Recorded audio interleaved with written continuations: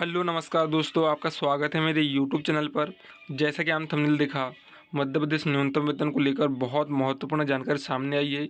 इस वीडियो को आप पूरा देखिए और ज़्यादा से ज़्यादा शेयर कीजिए। इसमें जितने भी विसंगतियाँ उन सभी बातों का जिक्र किया गया है। यह आज की विज्ञप्ति है, इसे आप कंटिन्यू देखें और अपने साथियों को ज़रूर साझा करें। देख लेते विस्तार पूर्वक। विसंगति वेतन का निर्धारण इंडेक्स के आधार केंद्र में 2016, मध्य प्रदेश में 2001। बेस ईयर 15 साल पुराना। मध्य प्रदेश में दैनिक वेतनभोगी वेतन केंद्र के मुकाबले 12,082 रुपये कम। सीपीआई का बेस ईयर केंद्र जैसा कि मांग कर रहे कर्मी।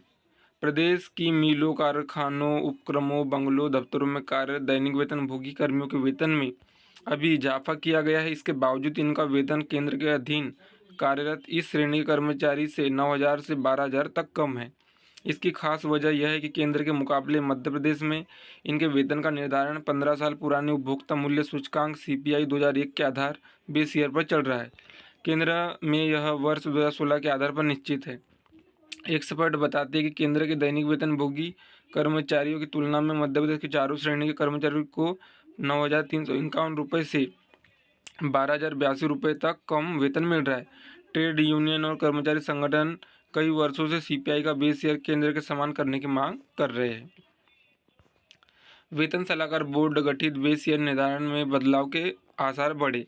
मध्य प्रदेश के दैनिक वेतनभोगी कर्मियों के वेतन निर्धारण के बेस ईयर में बदलाव के लिए आसार थोड़े बढ़ गए। इसकी वजह यह है कि प्रदेश में लगभग 6 महीने पहले न्यूनतम वेतन सलाहकार बोर्ड का गठन किया जा चुका है।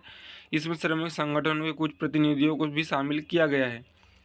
सबसे बड़े श्रमिक संगठन भारतीय मजदूर संघ का भी इसमें प्रतिनिधित्व है। समझे क्या है सीपीआई। भारतीय मजदूर संघ के प्रदेश मंत्री राजन नायर बताते हैं कि उपभोक्ता मूल्य सूचकांक सीपीआई एक पैमाना है।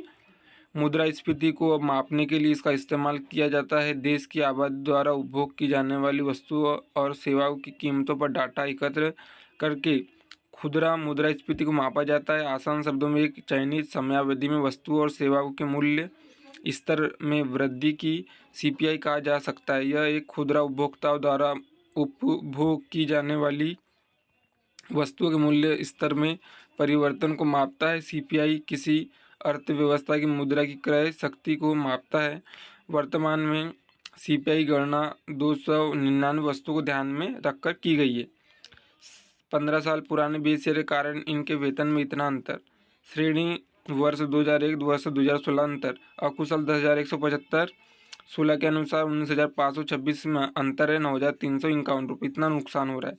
अर्धकुशल में 11,032, 21,632, 10,600। कुशल में 12,410, 23,790, 11,380।